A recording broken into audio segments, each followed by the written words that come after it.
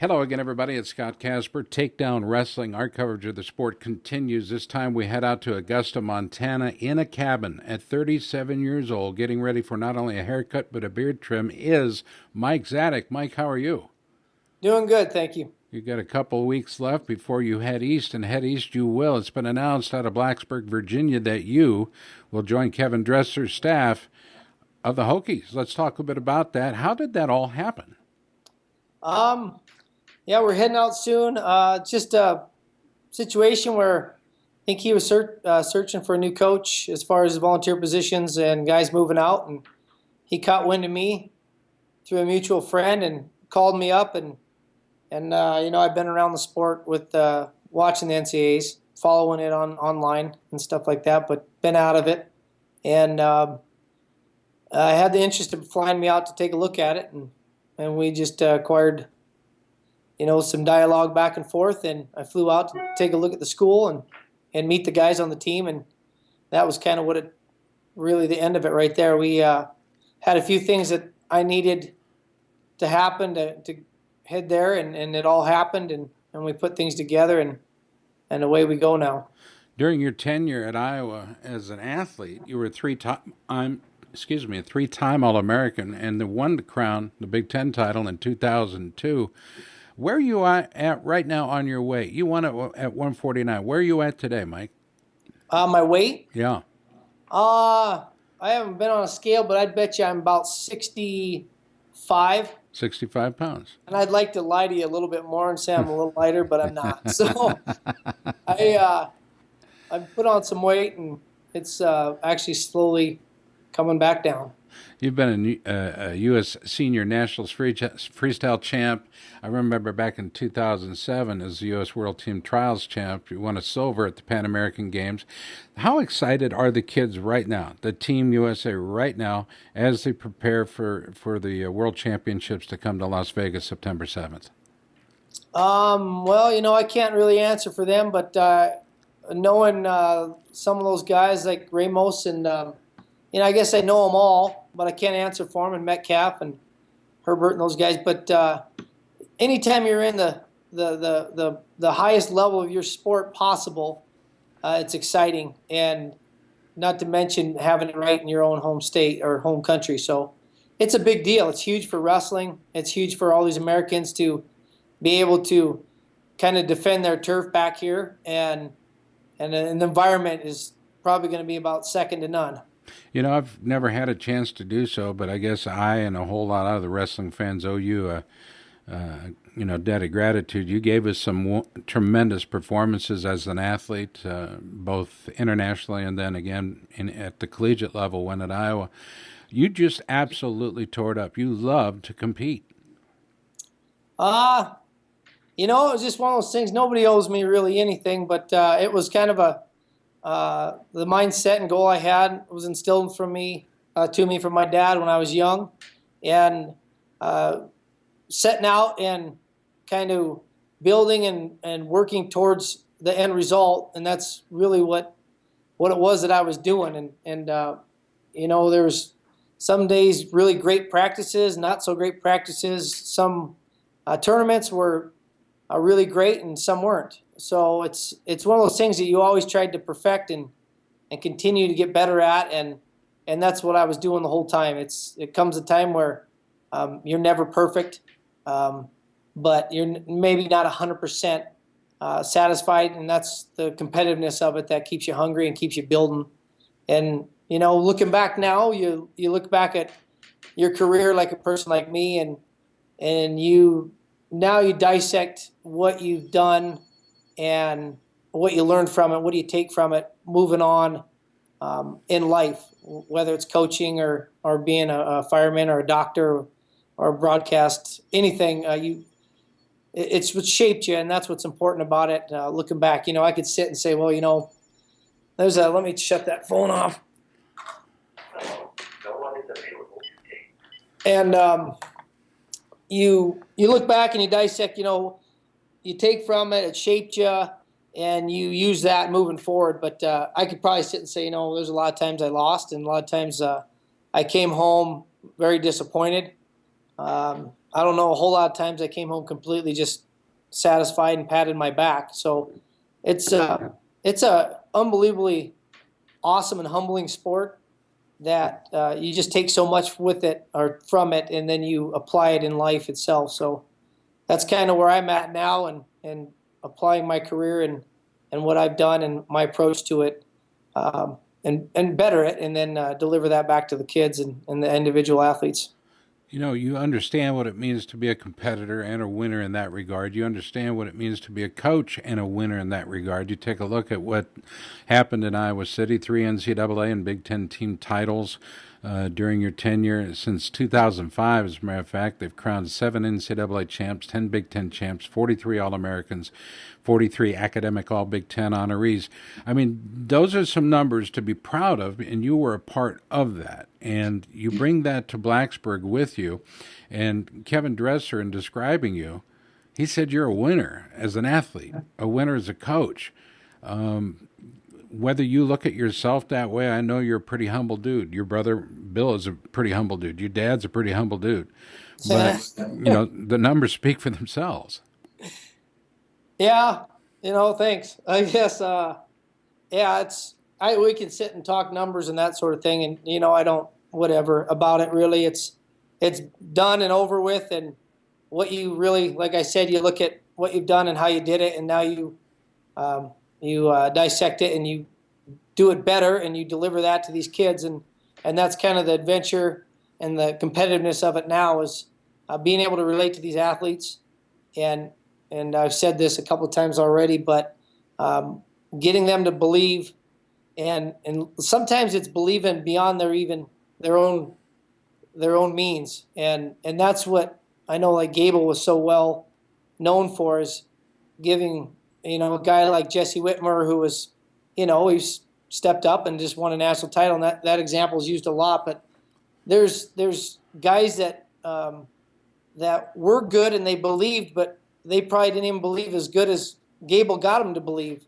And that's as a coach and a leader is what we strive to do, to step in and build a warrior, a competitor, to step on the mat and flex muscles and believe he's unstoppable. And when you got a guy that is putting the work in and believing that and doing it, it's pretty dangerous. And that's what's exciting to see that result from a kid. I agree with something else Kevin Dresser said. He said you're doubly dangerous with your knowledge in folk and freestyle, folk style and freestyle. And he said our program just got a lot stronger. Well, do you believe in your heart of hearts that you've got to have strength in both areas? Do you need to continue to train both to be the best you can be as a collegiate athlete?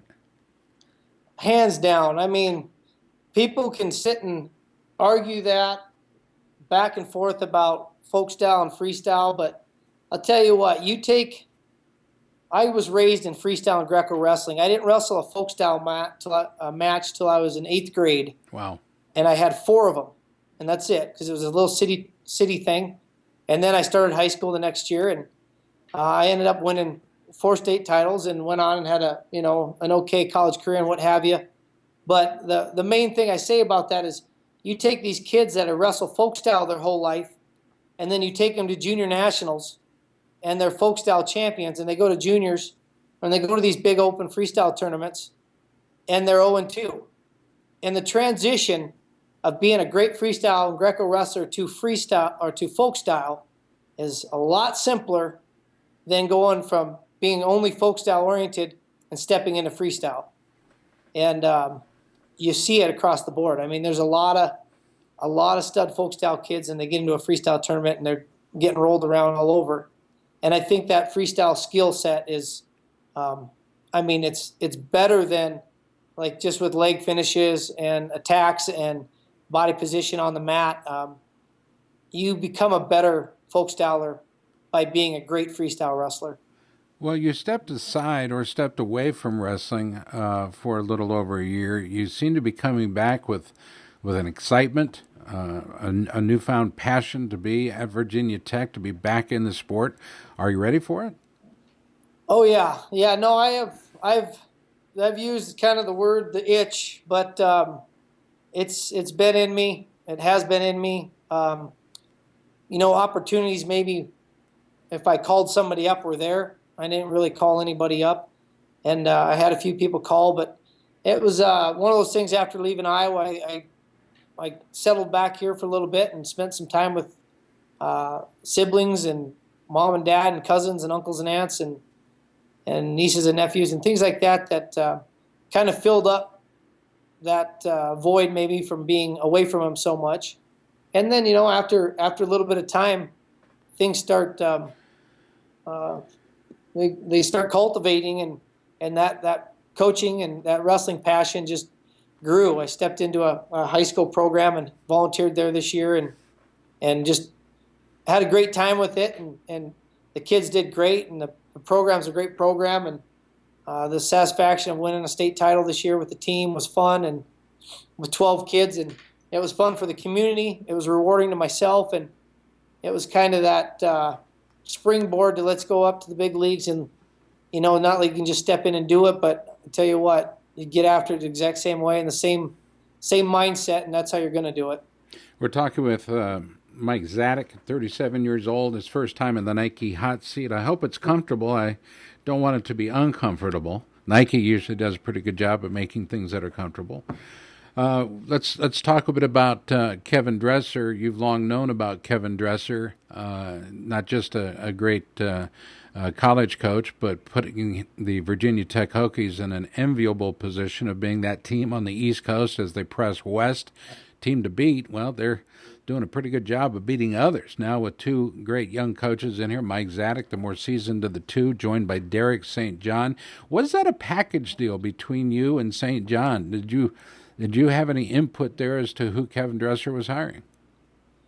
Yeah, he just he looked to hire me, and that was what he had called or emailed, and we talked about. And when I started considering the position and flying out and meeting the guys and really looking at going that direction, my relationships with my former athletes, like St. John, was just something I looked at, just having more of that influence in the room, and is there a way to have a position, and he's been wrestling freestyle, having a guy like him in the regional training center, that's a big push there for Virginia Tech, producing world champions, Olympic champions. So it was one of the things where I called up Derek, and we had a conversation and talked to a few of those wrestlers, and he was all in, and I talked with Coach Dresser and asked him what he thought, and he was all about it. And I didn't really have to sell him on it, because the Derek St. John reputation and who he is and how he competed and how he wrestles was really all it took. And we said, let's find a position, let's create a position, let's get him involved in the club. And Derek was all in, and we just kind of had to figure out a few numbers, and it was a done deal. So it's exciting for me to go meet kind of a new family out there, and still have a little bit of the old family with me, and strive forward with this program.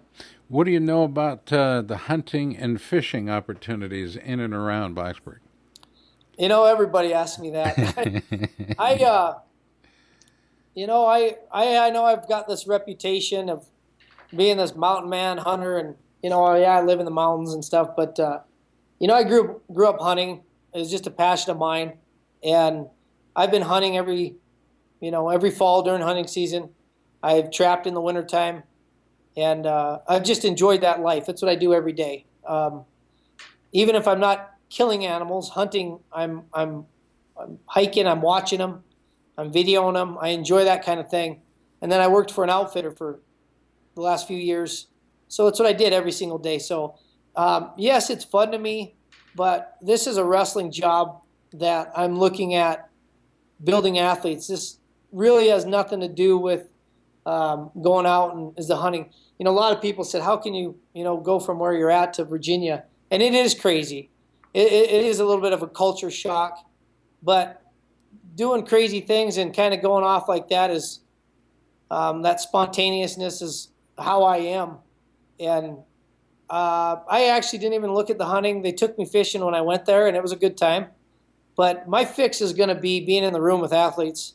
That's really what I'm going there to do. Okay.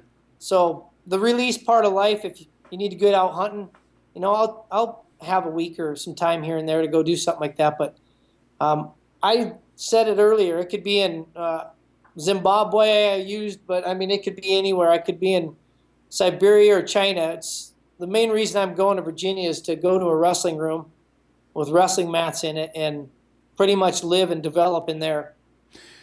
Mike Zadick, our guest in the Nike Hot Seat, as we head to what we call the home stretch, if you will, of the interview.